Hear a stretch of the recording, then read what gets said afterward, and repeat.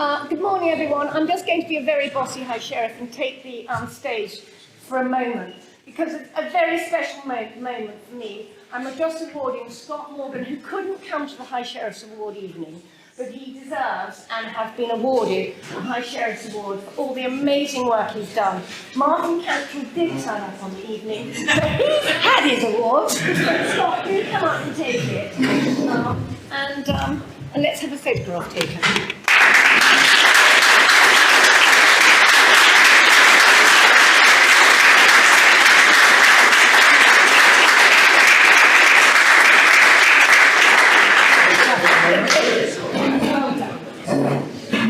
So, welcome and good morning, everyone.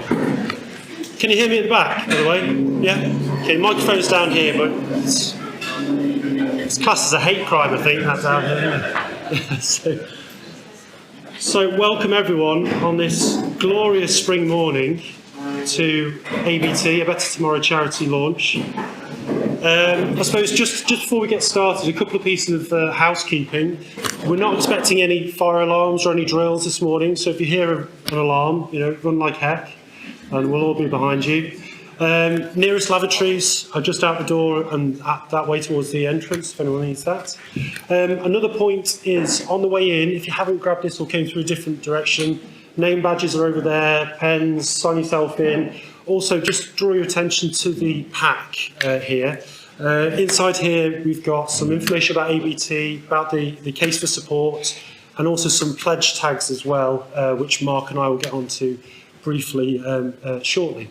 So I suppose as a way of introduction, my name is Ollie Atkin, and I'm very, very privileged to stand here today as the Chair of the Board of Trustees. So on behalf of the trustees, so Nikki, Ian, Paul, John, the ops team, and everyone at ABT, thank you so much for your time today. It means the world to us. And to kickstart this charity launch in earnest, it's wonderful to be here. So just take you through the day. After myself, I'll hand you over to the real stars of the show, so Martin and Scott, take you through kind of a bit of history around ABT, the journey so far. Then we're going to come and we'll hear some client voices. You'll sadly have to hear from myself again, and Mark and I are going to come back on later on talking through the pledges and how that's going to work, try and get your support there. And we'll round up with some refreshments and stuff and some networking to round up the day. And I suppose just before handing over to Martin and Scott, a word you'll probably hear a lot today is kind of community and connection to that community. And so I was really fortunate back in 2017, just purely by chance. I was actually sat next to Mr. Jerry Lockley, stood at the back there, at an awards ceremony where the half was picking up an award, and got talking. And I heard about this entity called A Better Tomorrow. I myself was a couple of years coming out the back end of addiction myself through alcoholism, and I've been really privileged to actually kind of navigate out of that by finding my own community. I didn't really have any connection to the world for many years.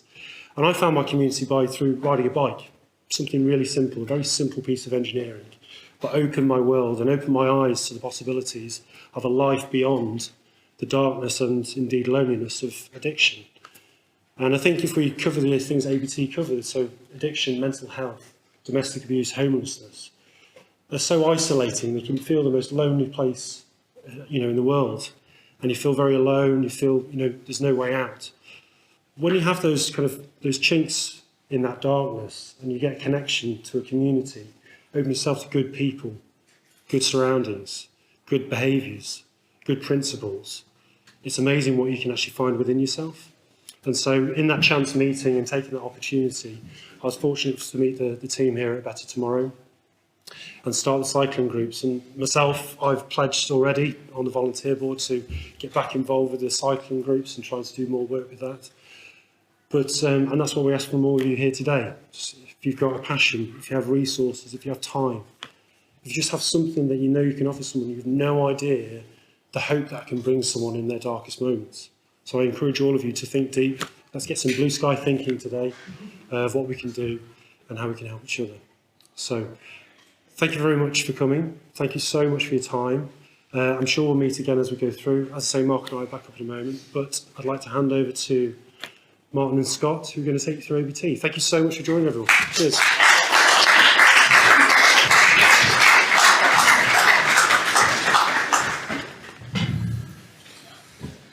Good morning all. I'm Martin. Good morning everyone. Thank you for coming. I'm Scott Morgan and I'm CEO of A Better Tomorrow. I'm joined up here by Martin, as he just said, our COO, and you'll hear more from him shortly. Between us, we are going to give you an overview of the journey of ABT, from where it started to where we are today and where we are heading. For me, the story starts in April 2014. I was introduced to Paul and Kath, the founding directors, by a mutual friend. I had been struggling with my own issues around addiction and alcoholism for the previous 20 or so years. I was told Paul and Kath were going to be opening a dry house, a recovery house here in Salford. After a few meetings, I was given a date, the 11th of August. That day came and I walked through the door of ABT's first house as its very first client. Paul and Kath had realised their dream, and without knowing it at the time, that day changed the direction of my life completely. What I want to share with you today, or what we want to share with you today, is that journey. Not just mine personally, but ABT's, because the two are hard to separate. The photo, that's a photo of me and Martin climbing Snowdon in 2015.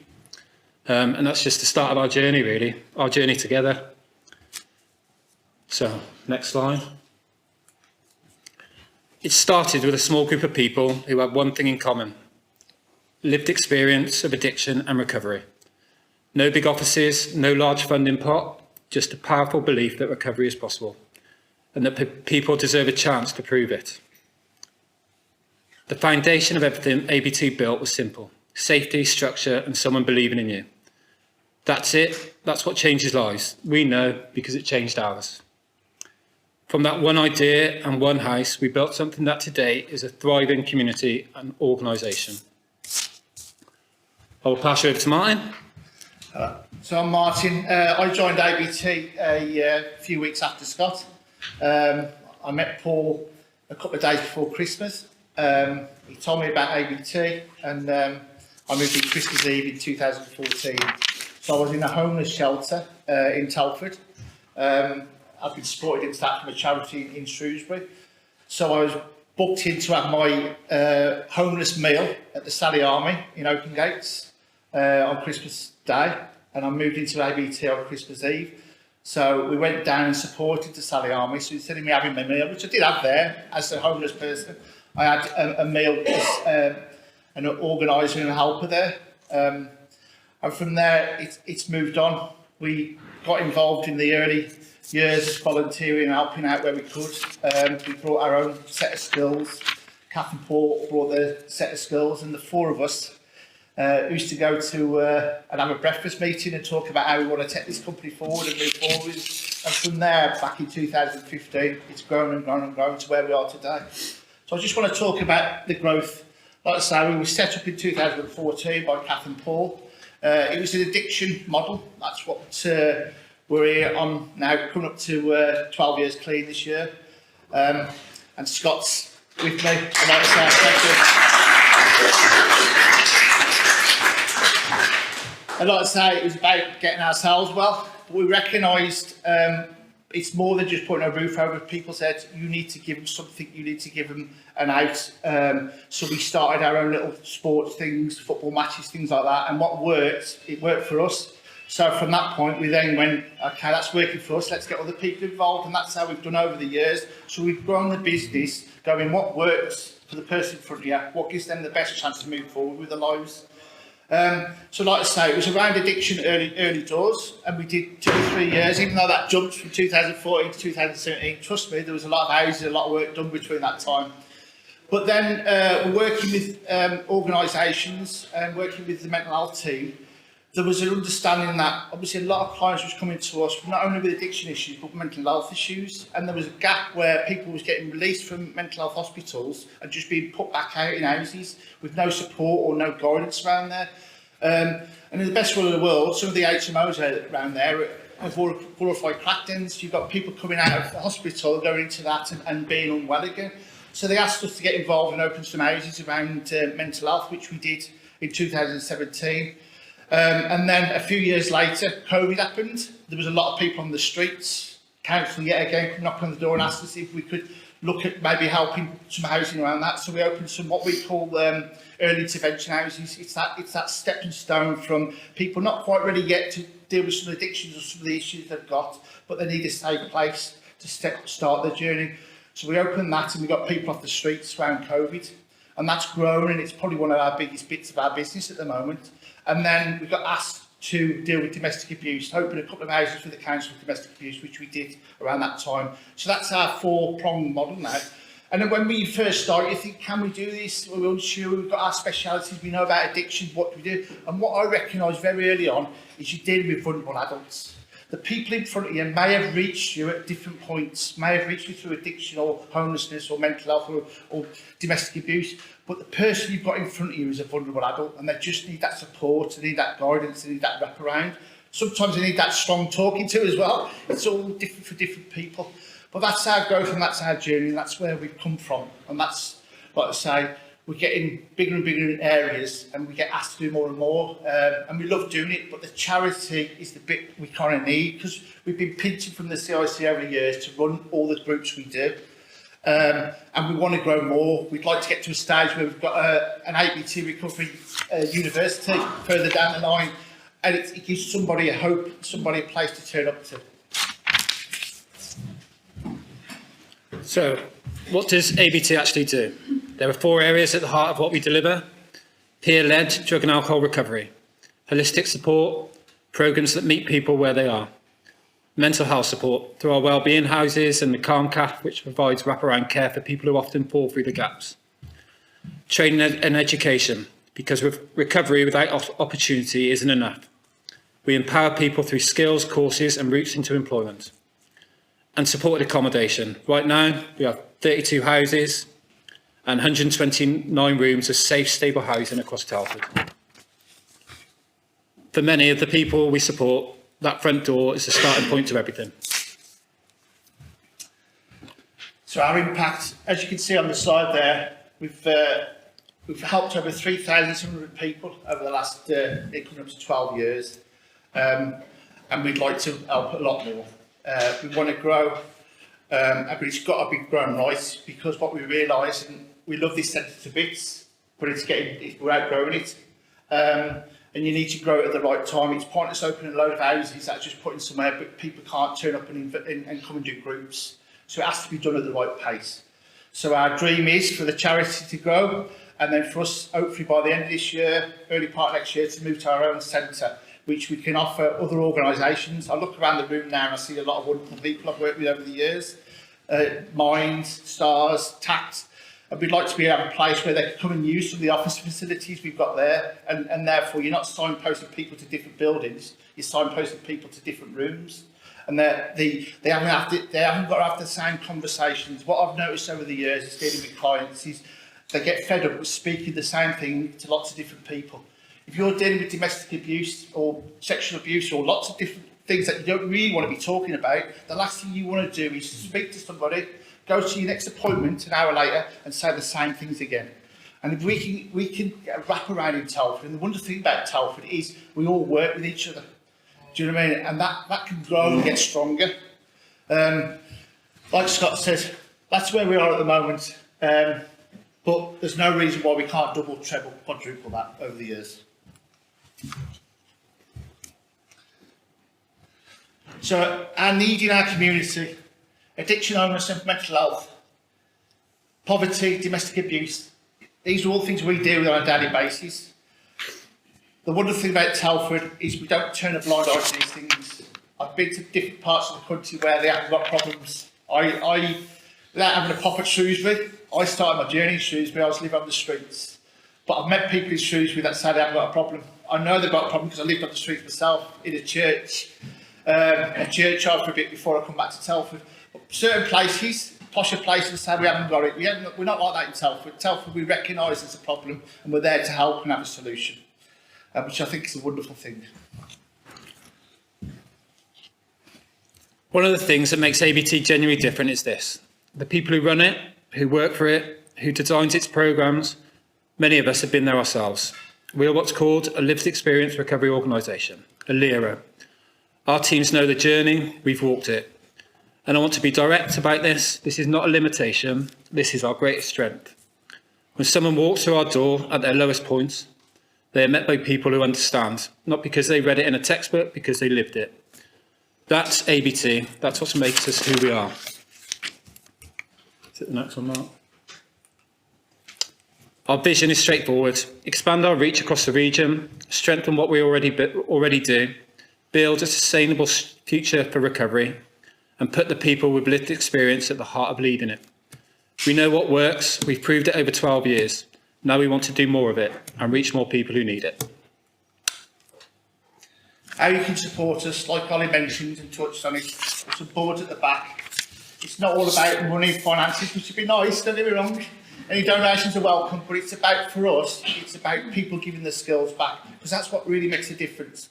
Money does certain things, it helps, but that interaction, that one-to-one interaction, that passion and skill that you've got, that someone can learn and thrive with, that's huge. So if you get an opportunity today to fill in some of the flyers at the back and you can donate some of your skills, that'd be wonderful. I just want to say, from a personal experience, it's been a brilliant journey, but this is my best mate. He's also a CEO, you know what I mean? But what a wonderful journey I'm on, to be able to share it with the best mate and go forward. Thanks for your time.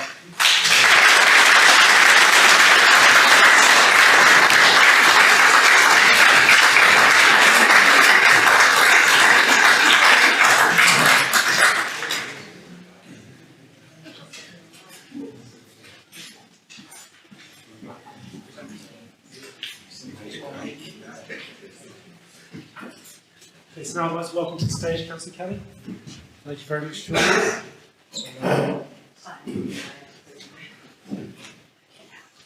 Thank you, Kelly Middleton, everyone.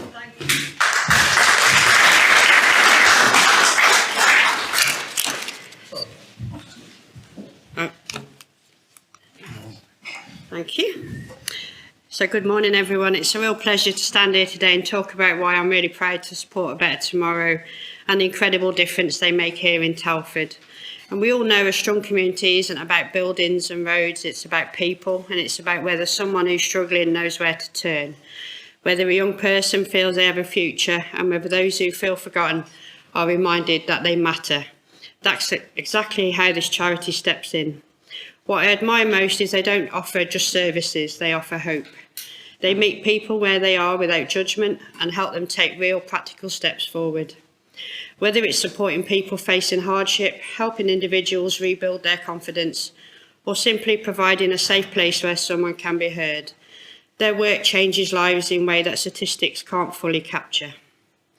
I've seen firsthand how they bring people back into the heart of the community. People once felt isolated are now volunteering. People who lack direction are now mentoring others. That ripple effect, one person helped, who then helps another, is how the community has become stronger, kinder and more resilient. In a time when many are facing challenges, organisations like this remind us that we don't have to face them alone. They show what's possible when compassion is turned into action. They remind us that A Better Tomorrow isn't just a name. Supporting them isn't just about funding a charity, it's about investing in people. It's about believing that everyone in Telford deserves opportunity, dignity and hope. So today I want to say thank you to the staff, the volunteers, the supporters and everyone who believes in their mission. Because of you, lives are changing, and because of you, our community is stronger. And because of you, there really is a better tomorrow for so many people. Thank you.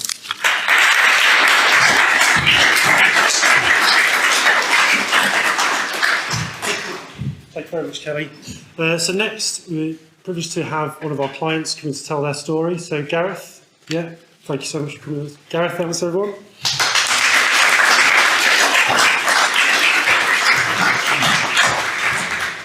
Hi everyone. I'm just standing there, I'm very grateful to be studying today.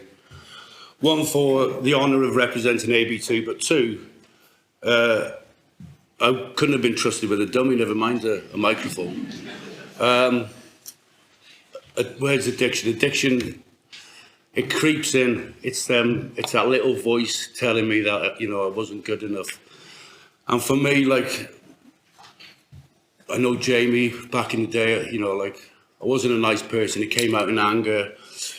you know, like I was a bit of a bully, but I kind of thought that, you know, I was talking earlier, and well, I'm not as bad as them. I don't beg on the street, but I was writ off. I was like, it's took me to prisons, it's took me to rehabs, but all on the basis of fixing the outside. My first experience with ABT was seeing people, and they tried to make it work in Oswestry and through things that above my pay grade, you know, it didn't work out. But I seen people doing really well, and I thought there's got to be something into it. And so I moved into one of the houses there, and I remember Scott and Martin came out, and the other lads were in the house and saying, "Oh, these two." And I remember seeing them coming down the path. And my first, you know, that inner child was thinking, "Oh, fucking hell, oh, sorry." Them big lads, isn't they? You know, like, I thought, oh, I'll have to throw punch him. And I met them, but they met me on a level. And that's the beautiful thing of ABT. Everybody from the people who started it to the volunteers, they understand. And me personally, I like straight talking, and I get that from Martin, Scott, Paul, and Wayne, Adam. But I stand here today before you with just secured, you know, a part-time job with ABT, which I'm very proud of. But it's been a long and tough journey. And anybody that knows me, I like a fight, you know. And to my own detriment, yeah, it was just that little child inside, you know, crying out, fighting the world. But the biggest fight I've had is with myself. I do a lot of self, you know, go to meetings. I kind of consider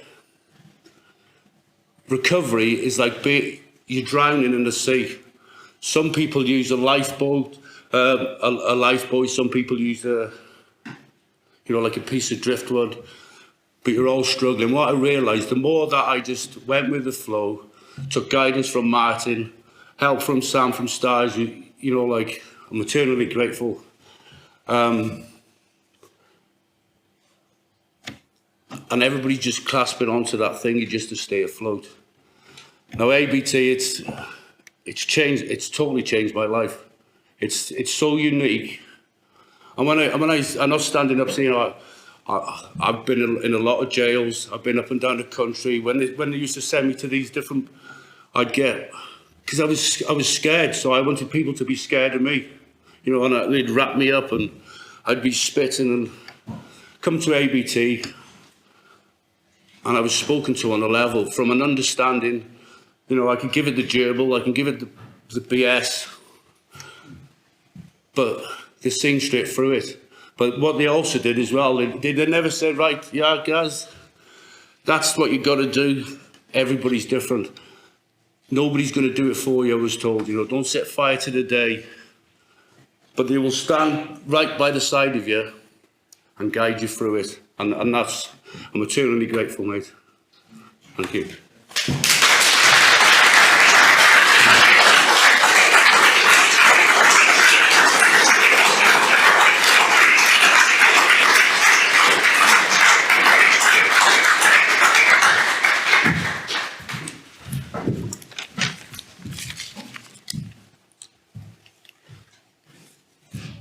Good morning, Lord Lieutenant, distinguished guests, ladies and gents.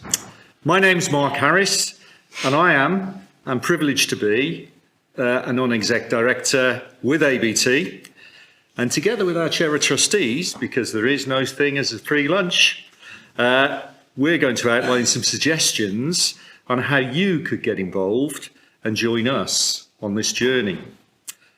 There are many ways you can stand alongside and become part of the community, supporting these amazing people in rebuilding their lives through a better tomorrow. As you can see from the leaflet you received, and as you've seen from the slides, The support really takes two main forms. There's donating resources, and of course, there's financial support, which would include fundraising, and organisations could host their own events, take on challenges, rally your workplace, or jump out of a plane. We'll support you.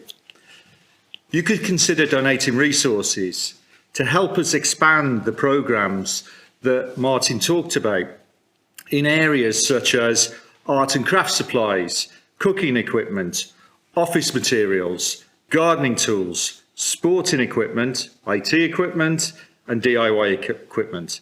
And on board number 3, you'll see details of a pledge card if anybody's interested in doing that. Or you can donate items for our welcome packs.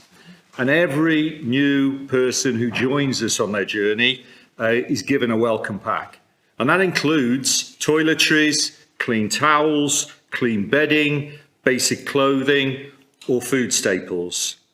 The second form of support includes what is equally as important, your time and skills. And Ollie will now outline some areas for that. Thanks, Mark. Yeah, you can volunteer with us. Okay, so just going to the board on the right, my right, your left over there.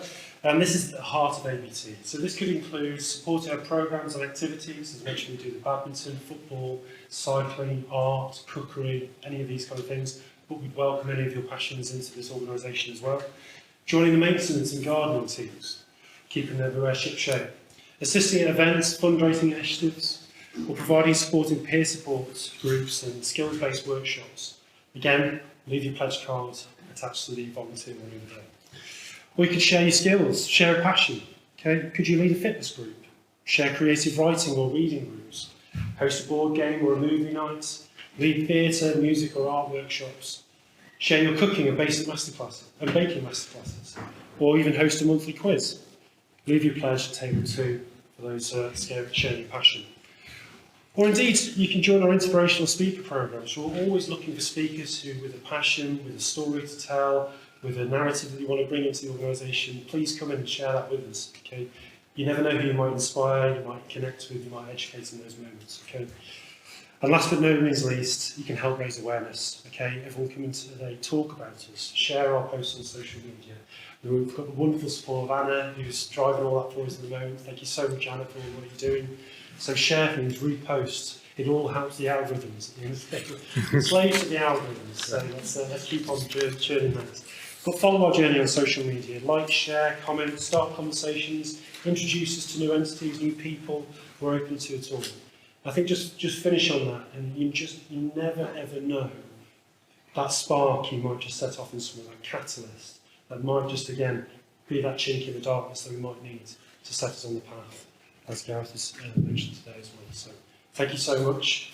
Okay, I'm very, very privileged to hand over to the Lord Lieutenant of Shropshire, Sandra Turner, who's going to do the official opening. Okay.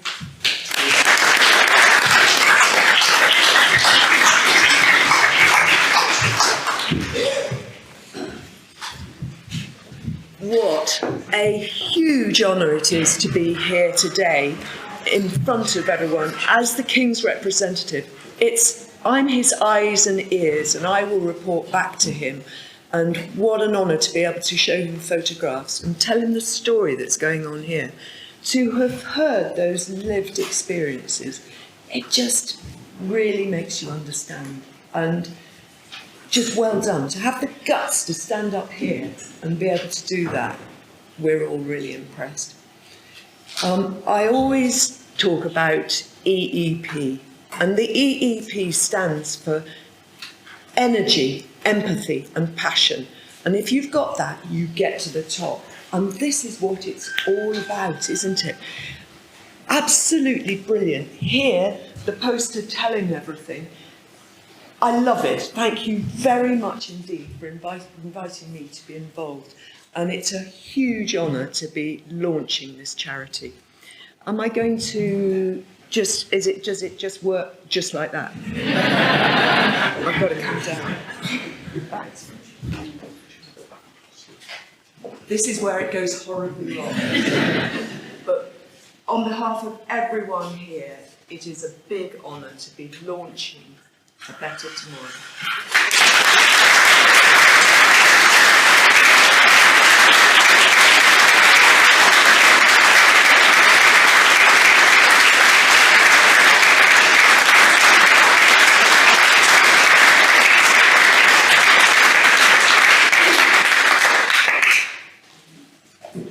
Eventually the flash went. I'm getting there though. Thank you.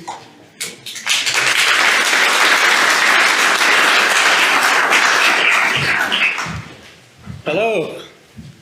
I've been told I've only got 5 minutes because apparently I like the sound of my own voice. But we are running quite early. So I stand here as the founding director of A Better Tomorrow and privileged to be a trustee on the charity. And you can't believe how proud I am what's happened to this company and how far Scott and Martin, the ops team, and with the help of Mark Harris of the business company and the staff of ABT, how far it's grown and where it's going to go. I'm so proud and so privileged to be standing here in front of you today.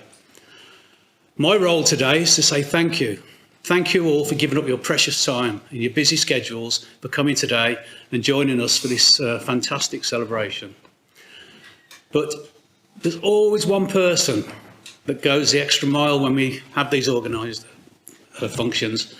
And today we would like to thank one person especially, and that's Anna. Anna, if you could come up, please.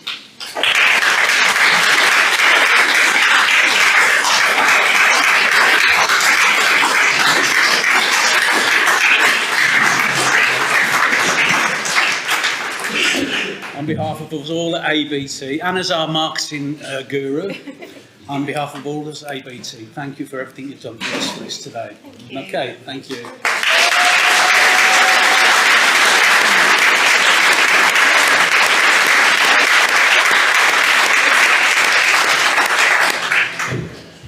Right, I've got to say another special thank you to Lee and Lee's team. They've made some homemade chocolates, which are over there on the right-hand side. Dubai chocolate has gone out the window. You'll love these, they're absolutely beautiful, but I must warn you, they all contain nuts, okay, just to be on the safe side. Please help yourself to some of those. There's going to be a buffet lunch and light refreshments brought in at the back. So please, network, ask all the questions, anything you need to know. Just approach us and come and talk to us. And I thank you all very much once again. Thank you.